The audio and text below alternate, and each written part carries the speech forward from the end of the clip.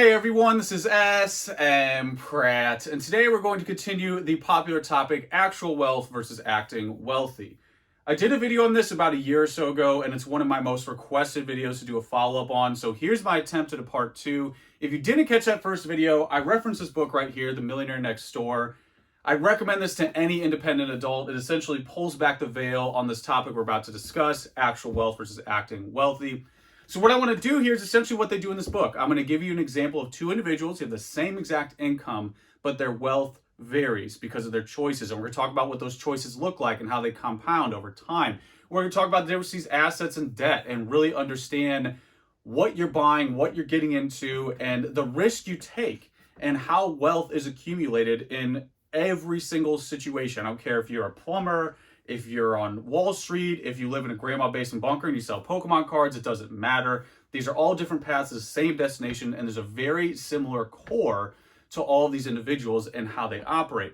So a good starting point is going to be wealth is defined by assets. In my opinion, I view this idea like I view most things in life. They're all related, similar to fitness or the human body, a healthy body. You don't want too much fat. And in my opinion, debt is fat. Now, I know there's a range of fats. I know there's healthier fats than others. Avocado toast isn't equal to a donut, but I come from the camp where I want to be as lean as possible. I don't have a mortgage. I don't have a car payment, and that is my preference. I'm someone who would prefer to live under my means, well under my means, live in this beautiful grandma's basement, because at the end of the day, I can sleep at night and not worry about how many empty bedrooms that I'm paying for. So that's where I come from. I think that's where a lot of frugality exists, is understanding and assessing value. What's the value of this choice? What's the value of this purchase I'm about to make? And I think that's really the ultimate bullseye for any entrepreneur, any investor, anybody successful in anything, whether it's sports, whatever it is, I don't care, pick your poison. That same universal truth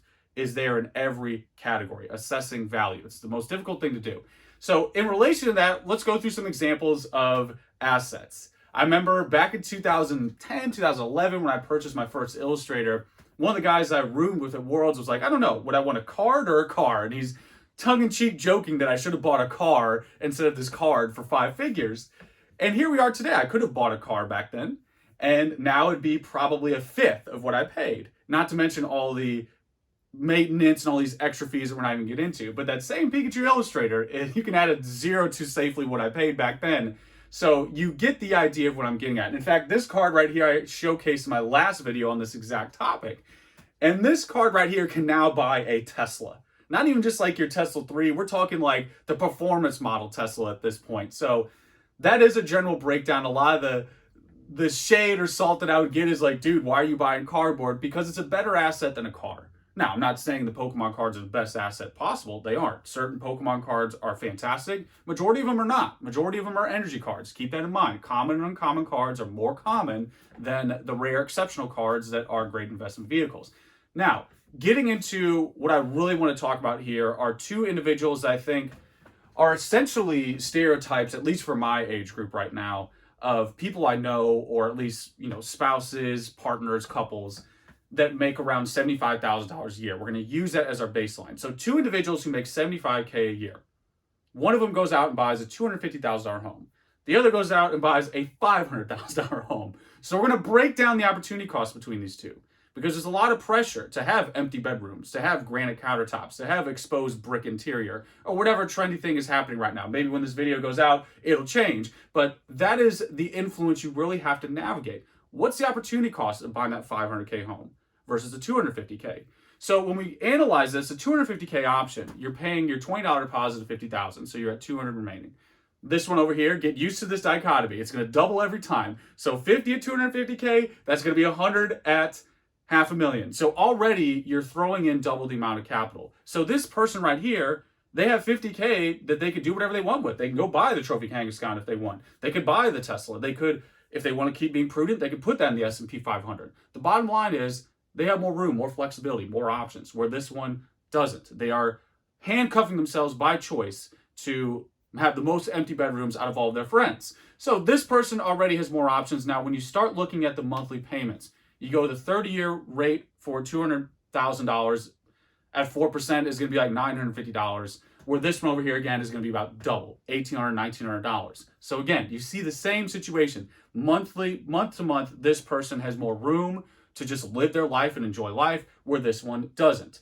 Going back to that fat analogy, this person's debt is like Snorlax level. Like they can barely move. There's low flexibility because they really want those empty bedrooms.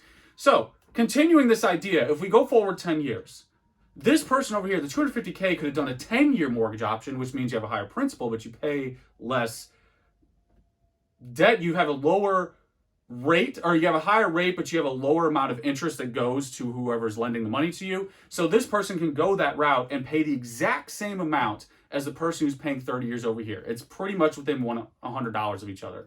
So therefore, in 10 years, this person can own their home free and clear, live comfortably, and make videos in their grandma basement bunker. So that's the option here. Now, in that scenario, let's say both of these people lose their jobs. This person's paid off their house. This person hasn't.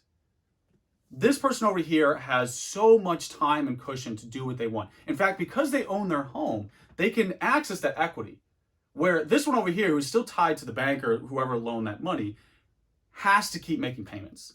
This person does not have the luxury of time. Where this one, again, over 10 years, if they put that money into an index fund, even a high yield savings, let's talk 2% here, that is still a better scenario than this camp. So in that situation where both lose their job, this person has so many options. They could take a lower paying job because that lower paying job is still feasible in this debt scenario.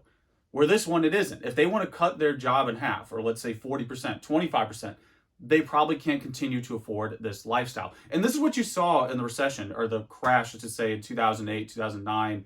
You saw so many people overextend themselves because banks were just like, yeah, let's just lend this money.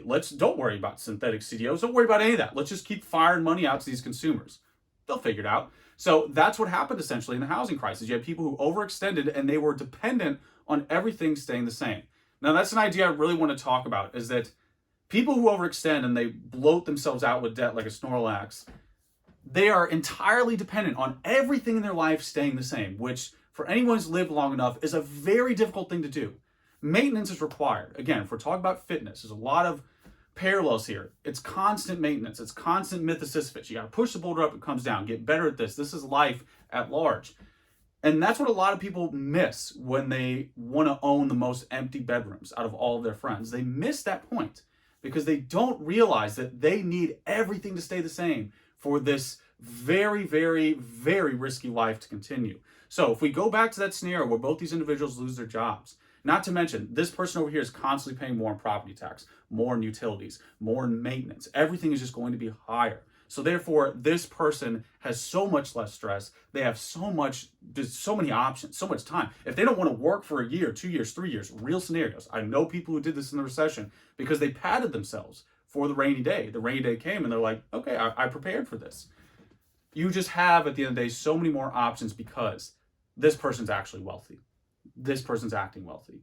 That's the focal point, is that actual wealth is about owning assets. It's not about owning empty bedrooms. And that's a very hard idea, especially for the boomers, to understand. These McMansions and these sprawling homes that you'll probably use 30% of, maybe 40% of. It's not a fiscal purchase, it's not a prudent purchase.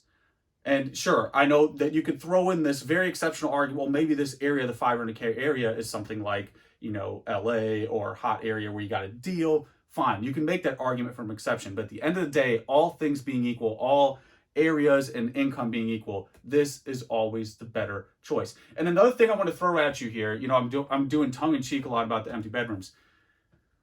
One of the criticisms I would receive when I've had this conversation with friends who would just spend and spend and spend and spend, they wouldn't budget or think about anything, is that, well, you're not enjoying life, you're not satisfied, you're not satisfied. And it's like, well, this person at the end of the day, there's the satisfaction between this and the more empty bedrooms is marginal. It's a negligible differential because satisfaction is subjective, and it's really hard to argue how are you more satisfied, how are you living life more. But ultimately, what we can tangibly say is the person in the 250K scenario has more flexibility, and they can, if you want to talk about what are the things that make you happy or satisfy you, hanging out with your friends, going to see Star Wars and being frustrated about it, buying your Pokemon cards, whatever it is, you have that flexibility, you have that capital to do that, where this person doesn't. So tying this into one final point here, the recession talk, which I'll do another video on this because it's constant. I get it. We haven't had a recession for a while. I get why people are always talking about it. But to tie this all in, everyone's looking for that magic answer. What's going to happen in a recession? You know, going back to 250K and 500K examples, it's already happening. This is already happening. So what's going to happen in a recession is already happening now, meaning the ecosystem of the plankton selling to the minnow, selling to the tuna, selling to the barracuda, selling to the shark, selling to the whale, that is already happening. It's only going to be expedited. You already have people with weak hands who overextend on a card they can't afford, and they have to flip it to someone else because they can't afford to own this card. They take on too much fat. Their debt ratio is like a Snorlax. So you have that in hobbies, you have that in homes, you have that in plenty of assets. It happens all the time. There is always an entity with assets ready to buy assets at a value. Always. I don't care if it's Pokemon, cardboard boxes, find anything you see, this shirt, me, anything. Literally anything. There's always someone willing to buy assets at a value. Always. So what the answer is for a recession is what we're already experiencing, where people who can't afford to buy a card or can't afford to hold a card, their hand, their wrist snap because they skipped hand day at the gym, those individuals are already doing that process. It's already happening. It's only going to be expedited in a recession. That's it. And again, just hammering home this point, that 500K person is the first to go because they don't have that flexibility. They don't have the assets. They don't have the actual wealth to sustain the rainy days, to sustain that recession. When the current is like this, when you're living so shallow, any little current in the water is just going to obliterate you. Where when you have depth here, when you're used to the deep waters, you're used to planning, you're training yourself, you're conditioning your body to not have that Snorlax build. You're used to that lower level of oxygen. You're used to those waves hitting you. You become stronger. This is the side of actual wealth. It's not as trendy all the time. It's not as hot all the time, but it's the ultimate universal truth. Regardless if you're in hobbies, real estate, I don't care. It's all the same. So there it is, guys. There is hopefully a successful follow-up on that video on actual wealth versus acting wealthy. This is something I could carry on forever about because it's just a never-ending topic that is just fundamental for the human experience, for all of us, for anybody who's 18 or older. So there it is, guys. As usual, you know the deal. Let me know how you feel. That's pretty much it. Until next time.